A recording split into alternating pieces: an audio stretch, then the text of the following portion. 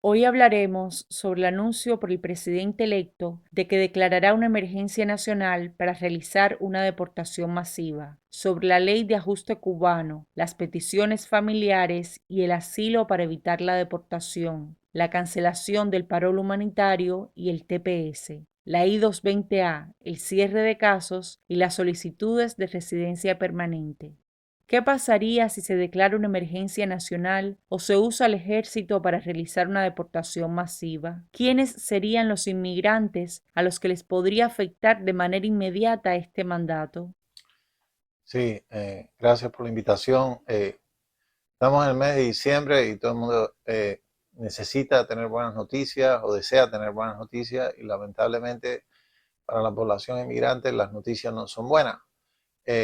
Pero al mismo tiempo yo creo que se debe todo tener un contexto y el contexto es que las posibilidades reales de que las palabras tengan un alcance tan trágico no creo que sea de la manera que se está diciendo, aunque la intención sea la misma. Son casi 11 millones o más de inmigrantes y las prioridades tienen que estar en las personas que tengan récords criminales, las personas que tengan orden de deportación, pero las personas que están sujetas a un proceso en corte no pueden ser deportadas porque esas personas tienen derechos y esos derechos hay que respetarlos. So, lo primero que hay que decir es que 11 millones de personas no se pueden deportar ni en 4 años, aunque se movilice a un ejército, porque logísticamente es imposible, por muchas razones. Primero, porque la fuerza militar tiene que ser limitada, porque el uso de esa fuerza militar constitucionalmente está regulada. Segundo, porque desde el punto de vista de presupuesto es inmenso deportar esa cantidad. Lo que más se ha podido deportar en administraciones anteriores han sido 500.000 de personas. Ni la administración de Trump durante el periodo de los 4 años anterior pudo llegar a esa cifra. Fueron 200 y pico mil, 35.000 personas, 235.000 o 300.000 personas, algo así, pero no en los volúmenes ni similares a 500.000, ni menos con el alcance que se pretende. Ahora, eso no quiere decir que el hecho cierto es que el enforzamiento de la política migratoria va a cambiar. Y va a cambiar por varias razones. Primero, porque la frontera sur se va a sellar. Aunque hoy día, con el tema de la política de restricción de aplicar asilo a las personas que entran ilegalmente, ha disminuido el número de casos. Pero la realidad es que el CBP-1 como mecanismo de entrar en la frontera sur va a sufrir cambios drásticos, en el sentido que las personas van a tener que calificar para miedo creíble antes de poder pasar a Estados Unidos, que se habla de la política de nuevo de permanecer en México antes de que la persona pueda entrar a territorio de Estados Unidos, de restringir o subir el estándar de miedo creíble, y todo eso va a decir que disminuya realmente y que se selle la frontera. Ahora, ¿qué se hace con las personas que están aquí? Primero, para devolver a las personas, tú las puedes devolver a México, pero México tiene una capacidad, un cupo que no puede asimilar a las personas y puede asimilar a sus inmigrantes, que son mexicanos, pero no a las otras personas. Y para enviar a los otros países hay que tener una logística de gasto, de personas que tienen orden de deportación, de personas que estando aquí cometan delitos y se pueden tener una deportación expedita. Porque hay dos maneras de deportar a una persona. La deportación expedita o la vía expedita tiene requerimientos determinados. Cuando la persona está llegando a Estados Unidos.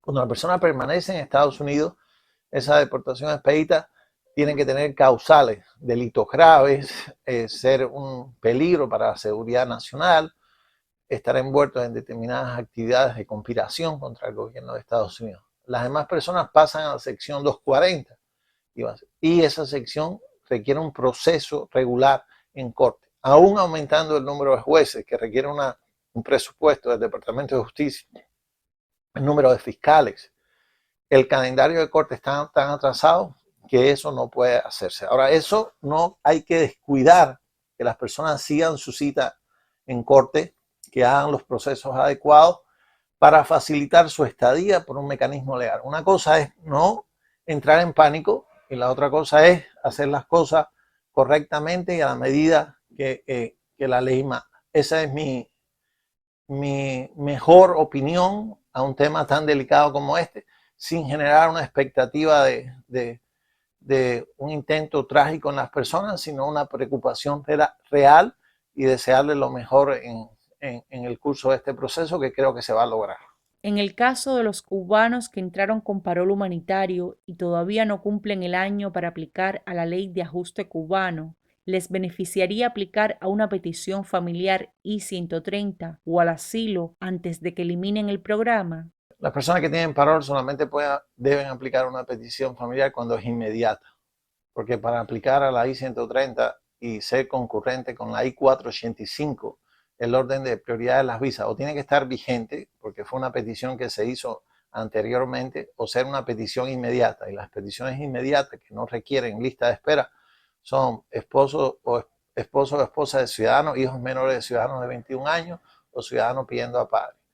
Esas personas sí no tienen que esperar el año un día y pueden hacer un proceso de residencia concurrente con una I-130. Las otras personas de categorías no inmediatas, F1, F2, F3 o F4, para hacer la I-485 tienen que tener una prioridad disponible. Hay que ver cuándo se hizo la I-130, si la categoría de visa está disponible, y si no, se debe esperar pues si tiene un parol, va a ser muy difícil que se revoque, y si se revoca, aún así la persona puede iniciar un proceso de ajuste cuando el tiempo va, a no ser que entonces se inicie un proceso de deportación expedita, y yo no creo que eso sea viable o que sea probable, porque eso llevaría un costo y un esfuerzo tan grande que al final no va a llegar a ningún lugar, porque la persona al año un día va a ajustar. Ahora, lo que sí es importante que esta persona que entró con un parol revise que su caso no esté en corte, y si está en corte, concurra a las cortes, porque lo que no debe es fallar una cita a corte o una cita a ICE, porque entonces puede ser sujeto, si falla la cita en corte, a una orden de deportación en ausencia, y si falla la cita a ICE puede ser detenido. Hay que seguir los controles establecidos, los mecanismos, no entrar en pánico, ocuparse si es una petición inmediata, valorar la posibilidad de hacerlo sin esperar a la ley de ajuste cubano, aunque se puede esperar, porque la ley de ajuste cubano es más noble en los requisitos y es retroactiva a la fecha de entrada, y seguir los pasos que le dije. Chequear que no está en corte, seguir la cita de AI y aplicar un permiso de trabajo por el parol y comportarse correctamente durante el año ese un día y no tener ningún problema legal. Se acaba de anunciar el aumento de visas de trabajo temporales en los Estados Unidos para el 2025. ¿En qué consiste este programa y qué nacionalidades se podrían beneficiar? Son países centroamericanos, México, Guatemala, Honduras, El Salvador, y posibilita empleos temporales, son empleos de temporada, fuerza de mano de trabajo adicional, porque realmente la que existe aquí no cumple esas funciones o no está disponible para esas funciones o no la quiere hacer o no la puede hacer. Y hoy día, debido a la necesidad de hacer estos trabajos y tener que no afecte, se aumenta el número, creo que a 65,000 visas, dividido en dos capítulos, unas que van a venir por primera vez y otras que van a renovar. ¿Qué probabilidades hay de que se cancele o se renueve el TPS para el próximo año? Es cierto que cuando llegue eso, que es un periodo que el TPS es un estatus de protección temporal que el gobierno de Estados Unidos, ejecutivo de Estados Unidos, a través del Departamento de Justicia, otorga a ciudadanos de países que por cuestiones extraordinarias, conflictos armados o situaciones de desastres naturales, hay una situación emergente y se retrasa el regreso de esas personas a los países de origen. Ese estatus de protección temporal o TPS se otorga de 6 a 12 meses o 18 meses, y cuando llegue el periodo de renovación hay que pues renovarlo. Se puede negar. Es cierto que el gobierno entrante ha manifestado a través del presidente que se va a valorar esto y se va a poder negar el derecho a renovarlo, pero consciente de que esto es un proceso legal que puede ser objetado en cortes federales y que en determinadas circunstancias va a ser muy difícil, sobre todo para determinados grupos beneficiarios de esto, que se logre o que no se renueve. Por ejemplo, más de 350,000 venezolanos son beneficiarios de este TPS, y la situación de Venezuela, todas las conocemos, las elecciones fallidas, el reconocimiento formal del gobierno de Estados Unidos al presidente electo Edmundo González como presidente de Venezuela. No concibo realmente que haya argumentos que puedan sostenerse en una corte de no renovar el TPS a los venezolanos. Igualmente, casi 200.000 TPS haitianos, es un estado prácticamente fallido, con un conflicto armado enorme, con una guerra civil, con las instituciones no existen. Tampoco veo cómo se pueda justificar que las personas que están aquí, que son beneficiarios de ese TPS, no se le considera la posibilidad de renovarlo, porque no hay condiciones reales del envío de estas personas a estos países. Ojo, cuando salgan las disposiciones pertinentes o la denegación, va a haber los mecanismos legales para cuestionarlo y las cortes decidirán si las razones argumentadas por la administración entrante pueden justificar o no los parámetros legales para justificar la no renovación de los beneficiarios del TPS, porque es una condición legal que para otorgarse requiere requerimientos y para eliminarse también lo requiere. Preguntas de la audiencia. ¿Qué debemos hacer las personas que acabamos de entrar por CBP One si cancelan o limitan el programa? Okay. Ya una vez que usted entró por CBP One, usted está sujeto a un proceso en corte bajo la sección 240 del acta migratorio y lo único que podrían revocarle es el parol, pero el derecho a permanecer en corte existe y está. Usted debía presentar un asilo en el término de un año y tener una protección para esa aplicación que da un estatus de protección en Estados Unidos hasta que sea llamado por las autoridades migratorias o que tenga su cita en corte.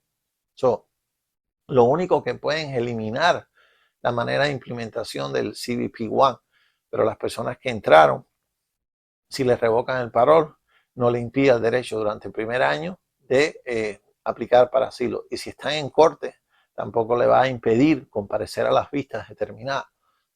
Más bien va a ser para las personas que van a estar llegando, cómo van a tener su entrevista de miedo creíble, de qué manera se va a implementar, que no para las personas que ya están con CBP One. Ahora, estas personas deben valorar los remedios migratorios que tienen disponibles, ya sea como se habló en el segmento anterior, de una petición concurrente de una I-130 con una I-485 si es una visa inmediata, o de que la prioridad de la visa de la I-130 está disponible y se puede hacer la I-485 o el derecho a hacer una petición de asilo. ¿Qué pasará con los que tienen parol humanitario aprobado y esperan por permiso de vuelo? Mis padres tienen 113 días esperando. Eso sí es preocupante, porque básicamente si se elimina la posibilidad, y fue una decisión ejecutiva de establecer este programa, y se elimina, yo creo que esas personas no van a poder tener la posibilidad de entrar. Yo no quisiera que eso fuese así, y mis deseos que eso cambiase, pero no creo que realmente es una decisión ejecutiva y la manera de implementarse, y hasta que no tengan la aprobación de las autoridades de Customs y de la protección de las fronteras y el permiso de viaje para viajar, no van a poder entrar al país. Si tienes solo 5 meses en los Estados Unidos con parol humanitario, ¿habría problema si se pide asilo después de que Trump tome la presidencia en enero 2025? No habría problema porque el asilo usted tiene un año para pedirlo una vez que esté en Estados Unidos. Si entro unos días después del 31 de julio de 2023, ¿se puede hacer la petición de TPS con una carta? Porque hay que ver, normalmente el TPS tiene un término para aplicar. Si usted aplica fuera de término, tiene que demostrar circunstancias excepcionales y extraordinarias. Y las circunstancias excepcionales y extraordinarias son circunstancias que van por encima de una condición normal de una persona. Un retardo en aplicar porque la persona no estaba impuesta, no creo que caiga dentro de las condiciones excepcionales o extraordinarias que la persona pueda alegar. Lo puede hacer, pero el resultado favorable puede ser que no proceda. Están aprobando casos de I-134A. Yo llevo 3 meses esperando mi correo. La realidad es que se habló en el programa anterior, la cifra de aprobación ha mermado, disminuido sustancialmente. Y no se puede decir que se ha eliminado, pero la aprobación no es significativa, es muy escasa y es casi se ha apagado el programa de la I-134A. Esa es la realidad. Las personas con I-220A que no tienen fecha de corte también pueden aplicar a la residencia o a la ley de ajuste cubano. Las personas pueden aplicar conscientes que hoy día los casos legales no equivalen la I-220A a un parol. El hecho que tú apliques es un derecho que tú tienes y tú puedes argumentar que tú consideras que la aplicación de la I-220A fue incorrecta, que debía ser procesada por la sección 235B1 y que equivale a un parol, porque una persona que entra, ya sea un arribante extranjero, una persona que acaba de entrar por la frontera y es detenida a menos de 100 millas durante los 15 días, tiene que ser procesada por la 235B1 y no por la sección 236. Pero del dicho al hecho va un trecho. Y los casos legales fallados no en la sustancia, sino en la formalidad, no posibilitan una adjudicación favorable, a no ser que las personas que aplican una I-485, el servicio de mutuo propio, es decir, a conocimiento del servicio, se comunique con las autoridades que procesaron a esta persona y considere que la persona inicialmente entró en un proceso expedito bajo la sección 235B1 de la ley y que se le dio una I-220A equivocadamente, porque la ley fuerza cuando tú entras por la 235B1 a que si te liberan, porque la norma es que estés detenido, si te liberan, te den un paro. En esos casos, hay una posibilidad real de una adjudicación favorable previo a un parol por las autoridades pertinentes. En los otros casos, lo que ha pasado hasta ahora es que se ha argumentado que califica, en nuestros casos lo hemos hecho, explicándole al cliente la realidad que hay con estos casos, preservando el derecho de aplicación y la posibilidad retroactiva de 30 meses una vez que se apruebe o que haya un cambio en las circunstancias de la ley de ajuste cubano con la I-220A, y muchas personas lo han hecho. Pero que lo que hay que estar claro cuál es el escenario que cada proceso tiene y las posibilidades reales de hacerlo, pero no limita que las personas no lo puedan hacer. No es un impedimento, pero las posibilidades de lograr la residencia son muy limitadas, a no ser que, como expliqué anteriormente, haya una valoración diferente por las autoridades migratorias y se otorgue un parol a estas personas. Gracias por su atención. Los esperamos la próxima semana para responder sus dudas de inmigración. Recuerden seguirnos en nuestras redes sociales.